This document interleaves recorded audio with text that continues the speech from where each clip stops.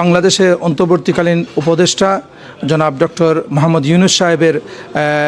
ইংল্যান্ডে ওনার শুভাগমন উপলক্ষে উনি কিংস চার্লসের যে অ্যাওয়ার্ড রিসিভ করতে আসছেন, সেটা শুধুমাত্র ওনার নিজের ব্যাপার না, পুরা জাতির জন্য, বাংলাদেশের জন্য একটা গৌরবের বিষয়। আজকে এই ধরনের একটি প্রাপ্যকে যারা দুলিশ্বাত করতে চায়, যারা বিভিন্ন ষড়যন্ত্রের মাধ্যমে তার বিরুদ্ধে বিভিন্ন ধরনের অপপ্রচার দ্বারা চালিয়ে যাচ্ছে, আমরা কমিউনিটির সর্বস্তরের নেতৃবৃন্দ এবং বিশেষ করে বাংলাদেশি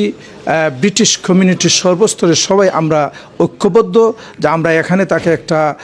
ওয়েলকাম জানাবো এবং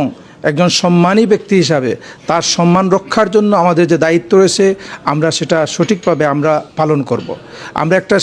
সংক্ষেপ মেসেজ সবাইকে আমরা দিতে চাই যে আমরা সবাই ফ্যাসিস্টের বিরুদ্ধে আমরা ঐক্যবদ্ধ ছিলাম, এখনও আছি, আগামীতেও আমরা ঐক্যবদ্ধ থাকবো ইনশাআল্লাহ।